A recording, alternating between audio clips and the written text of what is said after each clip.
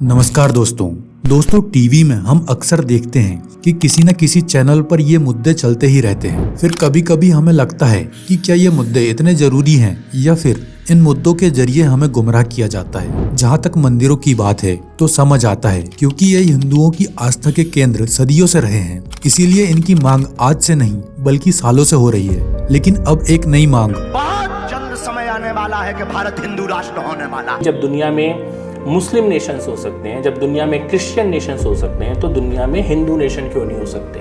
मंदिर बनना हिंदू राष्ट्र की शुरुआत है, आपको ऐसा लगता है? शुरुआत शुरू हो गया कि हिंदू राष्ट्र, और ये हिंदू राष्ट्र तो हिंदू राष्ट्र क्या सही मानों में आने वाला है?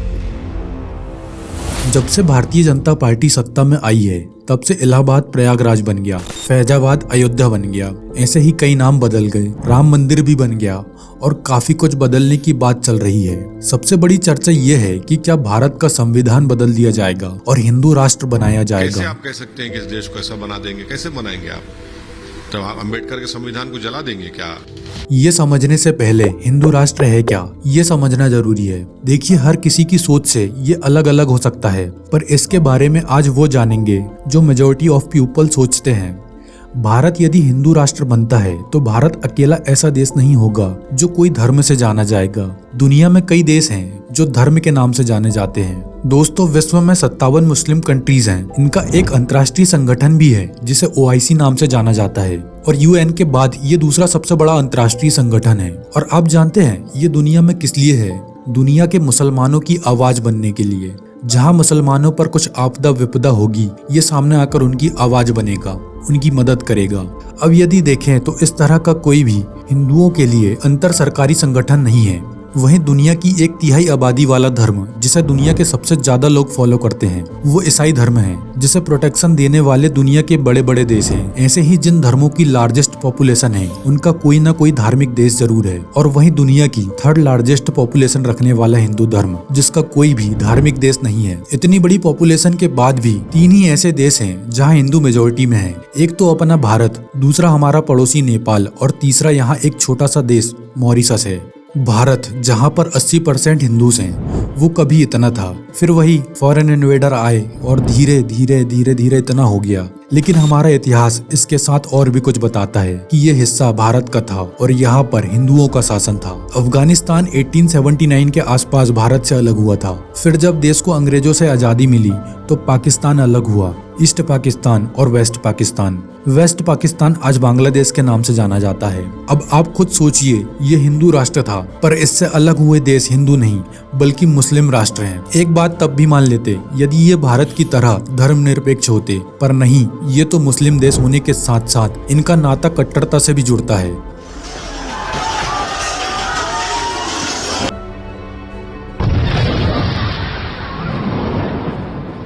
अब मुसलमानों को पाकिस्तान चाहिए था जो उन्हें मिल गया, पर भारत को क्या दिक्कत थी हिंदू राष्ट्र बनाने में? भारत को हिंदू राष्ट्र क्यों नहीं बनाया गया? हालांकि आवाज तो उठी थी हिंदू राष्ट्र की, जैसे हम RSS को जानते ही हैं, जो आज भारत में सबसे पावरफुल संगठन है, जिसकी स्थापना 1925 में ही हिंदू राष्ट्र के लिए हो गई थी। हाँ, RSS से पहले ही सावरकर साहेब ने अपनी पुस्तक के माध्यम से ही कह दिया था। विनायक दामोदर सावरकर उस समय के सबसे बड़े हिंदूवादी नेता थे और इनसे पहले इस तरह के हिंदुत्व के बारे में शायद ही कोई बात करता हो, क्योंकि उनकी एक किताब एसेंशियल्स ऑफ हिंदुत्व में उन्होंने कहा कि हिंदू और मुसलमान बुनियादी तौर पर एक दूसरे से अलग हैं। उनकी बातों का आधार ये था कि भारत हिंदू, सिख, बौद्धों की पुण्य भूमि है जो उनके पूर्वजों से अब तक भारत ही रही है, और वहीं मुसलमान और ईसाई जिनकी पुण्य भूमि भारत नहीं है, इसलिए देश की श्रद्धा उनके लिए अलग अलग है। देखिए, भारत को यदि हिंदू राष्ट्र बनाने की मांग चल रही है तो उसका एक बड़ा कारण है पड़ोसी देशों का धार्मिक कट्टर होना। यदि आजादी से लेकर आज तक का हाल देखें तो पाकिस्तान में हिंदू आबादी 23% थी,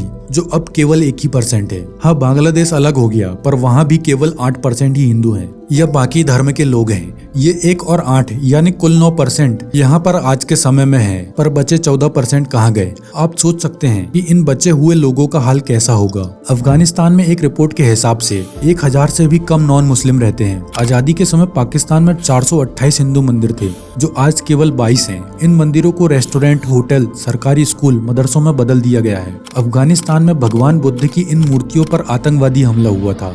और भारत में ही कुछ लोग सीएए का विरोध करते हैं, जो इन लोगों को भारत में रहने के लिए रास्ता आसान करता है। देखिए, इसमें केवल हिंदू नहीं है, बल्कि इस तरह के वे पूरे लोग हैं जो वहाँ अल्पसंख्यक हैं, जिन पर अत्याचार होता है। बहुत लोगों का मानना है कि ये आजादी के समय ही हो चुका होता तो आज तस्वीर कुछ और होती।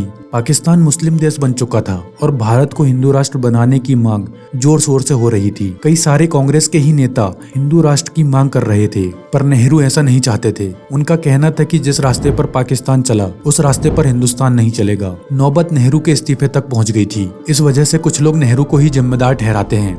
आज यदि हम मोदी जी को देखें तो उनकी राजनीति ऐसे माहौल से निकली है जो हिंदुत्व का है, पर नेहरू जी को ऐसा माहौल नहीं मिला। वो उस समय पीएम बने थे जब देश एक लंबी गुलामी से आजाद हुआ था। जब देश आजाद हुआ तब देश न तो धर्मनिरपेक्ष था और न ही कोई धार्मिक देश, पर इसके 26 साल बाद संविधान संशोधन करके प्रस्तावना में पंथ निरपेक्ष शब्द जोड़ दिया गया। अब आप ये सोचिए कि आप यदि हिंदू हैं तो क्या हिंदू कोई पंथ है? जी नहीं। जो हिंदू नहीं भी है उनको बता दूं कि हिंदू कोई पंथ नहीं है। इसे सुप्रीम कोर्ट भी कह चुका है। पंथ यानी किसी एक विधि से भगवान से जुड़ने का तरीका है, पंथ यानी रास्ता। इस तरह भारत में कई पंथ हैं और एक हिंदू इन्हीं सभी पंथों को महत्व देता है। उसके लिए सारे तरीके सही हैं। जैसे मैं आपको खुद का एक एग्जाम्पल देता हूँ। मैं एक हिंदू हूँ और मैड हिंदू। मैं इनको सबसे अधिक स्नेह करता हूँ, पर ऐसा नहीं है कि मैं इनको भूल जाऊं और इन्हें काफिर कहूँ या फिर दंगे मारकाट इस तरह का कोई काम करूं। नहीं, मैं सभी में आस्था रखता हूँ और इन्हें मानने वालों को भी उतना ही सम्मान करता हूँ जितना इन्हें मानने वालों का। मेरी तरह के हर व्यक्ति में इसी तरह की भावना होती है, जिन्हें ही हम हिंदू कहते हैं। इसीलिए बोलते हैं हिंदू सेक्युलर है। हिंदू एक वे ऑफ लाइफ है। अब आपको समझ आया होगा कि हिंदू क्या है। महात्मा गांधी की नजरों में यही राम राज्य है। उन्होंने कहा, मेरा हिंदू धर्म मुझे सभी धर्मों का सम्मान करना सिखाता है। इसी में राम राज्य का रहस्य छिपा है। पर कुछ लोग इसे नहीं मानते और खुद को विदेशी संस्कृति से जोड़ते हैं, जैसे सऊदी अरब, यरूशलेम, तुर्की। इसीलिए वे हिंदू राष्ट्र का विरोध करते हैं। पर इसका समर्थन करने वाले यहाँ उपजी संस्कृति और इसे मानने वाले की मेजोरिटी को देखकर भारत को हिंदू राष्ट्र मानते हैं। दोस्तों, वीडियो पसंद आई हो तो वीडियो को लाइक कर चैनल को सब्सक्राइब जरूर करें। मिलते हैं अगली वीडियो में।